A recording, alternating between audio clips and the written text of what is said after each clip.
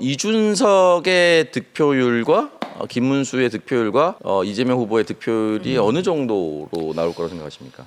저는 뭐 개인적으로는 이재명 후보는 이제 그래도 과반은 넘지 않겠나. 50 이상. 예, 50 이상. 네. 이렇게 생각을 하고 있고 김문수 후보는 이제 30%대.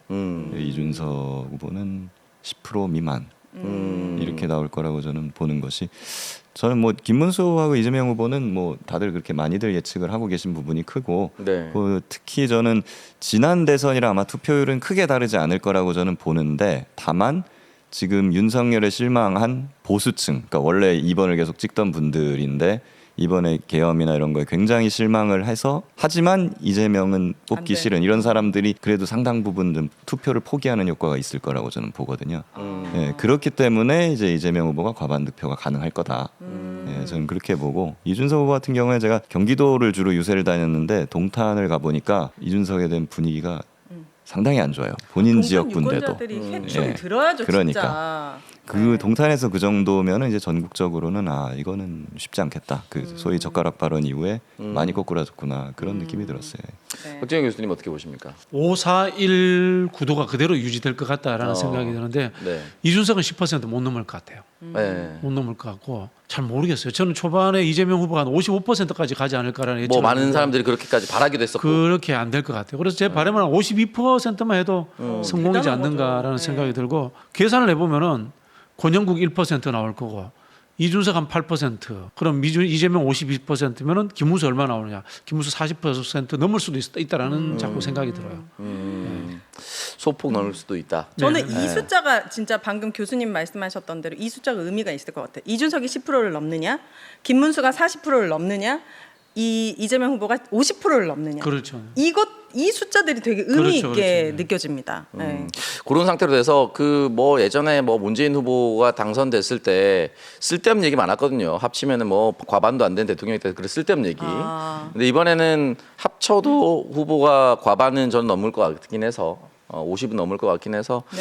문제는 없을 것 같은데 이제 다만 아까 전에 말씀드렸듯이 선거 초반에는 뭐 55%도 얘기했던 사람들도 많고 뭐 많으면 60도 얘기했던 사람들도 있고 그래서 결과적으로는 육공화국에서 최다 득표율을 보였으면 좋겠다라는 게 바람이었는데 그거는 조금 실현이 좀 됐으면 좋겠어요. 네. 네, 제발 실현됐으면 좋겠고 51.6을 넘어야 되는 거죠. 네, 51.6. 네, 박근혜 후보가 받았었던 51.6은 좀 넘었으면 좋겠다 그런 네. 생각이 좀 듭니다. 네. 자, 어쨌든 오늘 당일까지 많은 분들이 선거에 투표에 참여해 주시고 계시고 요거 한번 짚어보겠습니다. 지금 선거 기간 동안에 변곡점, 뭐 분기점, 뭐 터닝 포인트 뭐 이런 식으로 표현을 할 텐데 교수님 보시기에는 어떤 것들이 좀 이번 선거에 좀 영향을 미쳤을까? 발언이라든지 뭐 공약이라든지 뭐 행동이라든지 어떤 게 있었을까요?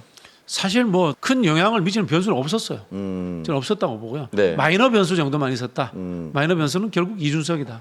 네. 라는 생각이 듭니다. 그게 김문수가 만약에 40%를 넘는다면은 네. 이준석 발언이 큰 역할을 해준 것 같아요. 이준석의 발언으로 저도 네. 개인적으로는 그냥 이거는 내란 종식으로 그냥 쭉 간 선거입니다. 그렇기 때문에 그 안에서 그냥 소소한 이벤트가 뭐 있었냐는데 뭐 역시 이준석의 그 성적인 모욕 발언 이런 것들이 좀 변수가 있지 않았나 싶고 저는 개인적으로 이준석 후보가 젊음을 내세우고 뭐 미래를 얘기를 하면서 나왔잖아요. 그랬다면 뭐 참신한 공약이나 이런 거를 많이 내세우면서 포지티브 경쟁을 해서 내가 더 선명하고 내가 더 미래를 잘 준비할 수 있다 이랬으면은 아마 상당한 득표율을 가져갈 수도 있지 않았을까. 네. 그걸로 돌풍을 일으키면서 그러면은 이제 이재명 후보의 50%도 어렵고 김문수 후보 40%도 어려웠겠죠. 그리고 이제 이준석에게는 뭐 차기나 차차기에 있어서 뭐 이런 발판이 마련될 수 있었을 거라고 보는데 뭐 스스로 완전히 이걸 다 차버렸잖아요. 네. 예, 혼자서 그냥 이재명 안 된다 뭐 거북이가 어쩌고 커피가 어쩌고 막 이런 소리만 하다가 이제 네. 들어갔기 때문에 저는 무슨 본인은 모르겠어요. 한 40대 기수론 할 때 무슨 YS나 DJ라고 본인은 생각하는지 모르겠지만 결과적으로는 현실은 본인이 이제 강용석처럼 돼버린 거예요. 지금 이게. 그러니까 그 나이만 40대고 나이만 40대고 사실 굉장히 노예한 정치인처럼 이제 토론도 하고 정치 행보를 보여왔기 때문에 더 이상 청년으로 라벨링하는 건 이제 의미가 없다.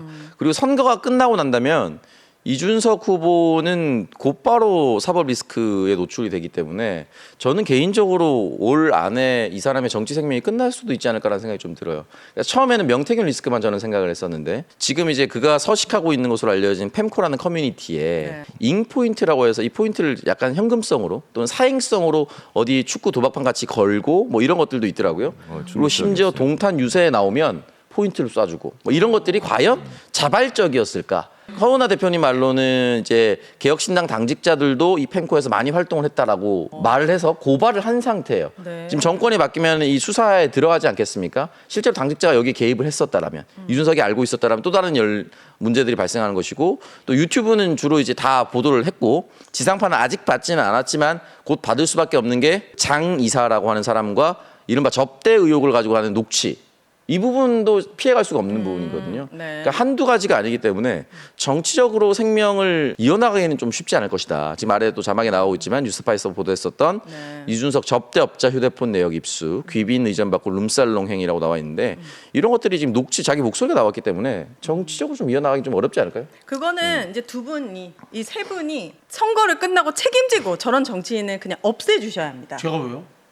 우리는 어떻게 사법적인 문제인데. 아니 그러니까 사람들에게 알려서 아, 예, 예. 무슨 말씀인지 그리고 이준석을 지지하는 그런 극단적인 혐오 세력들은 그냥 고립시키면 돼요. 원래 그 사람들이 있었던 자리로 양지로 못 나오게 그게 그 사회적인 분위기를 조성하는 게 되게 중요한데 윤석열은 말도 안 되는 좀비 같은 사람들을 완전 사회 중심으로 다 끌고 왔잖아요. 뭐 빵진숙부터 시작해서 유일인 말도 안 되는 사람들. 그러니까 그런 사람들을 다시 음지로 되돌아서 목소리를 자기네들끼리만 내게 고립시키는 그런 역할이 되게 필요하다고 봐요. 교수님께서 이제 TK니까 지난 대선 때 이제 이재명 후보가 TK 대구 경북에서 21, 23, 부산은 38 요렇게 받았어요. 이번 선거 때는 지난 선거 때보다는 조금 소폭 상승할 것 같은데 제법 상승할 것 같아요. 예, 제법? 제법. 소폭. 저는 소폭이라고 보긴 하는데 네. 어떻게 하면 이 흔히 말하는 밭갈이라든지 득표율을 민주당이 조금 더 높일 수 있을까? 교수님께서 혹시 생각하시는 부분이 있는지 궁금해요. 저는 만약에 이번이 51대 49 싸움이었다면 네. 이재명 후보한테 TK 가지 마세요라고 말씀드렸을 것 같아요. 왜요? 어차피 안 돼서? 아니 올라가지만은 네. 공을 들인 만큼의 이 아프셨다. 한계 효용의 법칙에 의해 가지고 많이 올라가지 않거든. 근데 PK는 역동성이 커요. 표의 역동성이 맞아, 아주 PK는 커요. 좀 커요. 대한민국에서 표의 역동성이 제일 큰 지역은 PK예요. 네. 민주당 몰빵해주기도 했다가 이쪽 몰빵해주기도 했다 하는 그런 지역이에요. 네. 그랬는데 득표율에 여유가 있기 때문에 TK에 가는 게 더 의미가 있었다. 일단 후보의 고향이기도 하고 네. 결국은 지역주의를 깨려면 TK를 깨야 돼요. 그 이번에 몇 퍼센트 예상하세요? TK. 28%. 아, 20. 대구 경북 28. 예. 28. 이거 엄청난 상승인데. 지난번에 21이었어요? 그러니까 대구 지난번에, 경북에서 네. 21, 23이었거든요. 21, 23이니까 합산하면 20인데 이게 28로 올라간다. 28 6% 경북은 포인트 28 갈 것 올라가는 같아요. 거네요. 어. 대구는 한 20, 한 6. 26, 28. 아, 나는 30 줬으면 좋겠어. 네. 그러면 나는 더 사랑할 거야. 아, 저는 원래 경상도 지역의 분들 되게 사랑해요. 그 경상도 사투리를 너무 좋아하고. 김규현 변호사님은 수도권이죠. 예. 네. 봐봐, 충청도 안 해요? 아 저는 이제 무쇠 저는 묻히잖아요. 저는 서울이고 부모님도 강원도 충청도여가지고 저 어렸을 때는 전라도 그런 느낌도 경상도 있어. 말 중국어 구별을 느낌이 못했어요. 아 그러네. 저는 이제 본적이 경북 의성이고 부산에서 나고 자랐고 이 형님 이제 특히 대구니까. 저는 30 나와주면은 진짜 이재명 후보가 50% 넘는 것만큼 기쁠 것 같아요. 네. 30만 나와도 사실 후보의 득표율이 굉장히 크게 출렁입니다. 근데 PK는 어떻게 보세요? 저는 이재명 후보가 한 40, 한 4, 5%까지 그 정도까지? 받을 것 같아요. 진짜요? 40, 한 4%? 원래 몇 프로였는데요? 38. 38. PK에서? 부산. 아, 부산은 저는 부산 38이었어요. 부산 더 받을 것 같아요. 울산은 45 받을 것 같고 네. 부산은 한 40, 한 3, 4 받을 것 같아요. 네. 40%는 다 넘는다. 네. 제가 알기로는 마지막 공표 때 부울경 합산이 38이었거든요. 저는 울산은 1등 할 것 같아요. 울산 네. 왜요? 최욱 집 고향이라 그런가? 그런가? 최욱의 영향력인가? 네. 울산이 43. 4, 5 가까이 오. 가서 1등 할 것 같아요. 울산. 네. 부울경 중에 한 군데라도 이재명 후보가 이제 김문수 후보를 완전히 압도하면. 이기는 그런 지역이 조금이라도 많이 나와줬으면 하는 그런 희망이 맞아요. 있어요. 예. 안동 이런 데는 압도하겠죠. 쉽지 않은 한 35% 나오지 않을까? 아 진짜 고향인데? 고향이지만 그 후보님의 고향이 흔히 말하는 안동시의 어떤 핵심? 뭐 그 읍내 뭐 이런 느낌이 아니고 네. 도촌 면이가 굉장히 작은 지난 대선 때 제가 기억하기로는 그 면의 총 인구가 200명이 안 되는 100여 명 사시는 동네 인구 소멸 지역이고 약간 네. 봉화 같은 그런 느낌인가요? 네, 그런 느낌이라서 100여 명이기 때문에 거기서 뭐 90몇 프로가 나온다 한들 크게. 안동시 전체로 봤을 때는 득표율에 크게 영향을 줄 수가 없는 곳인 걸로 저는 알고 있습니다.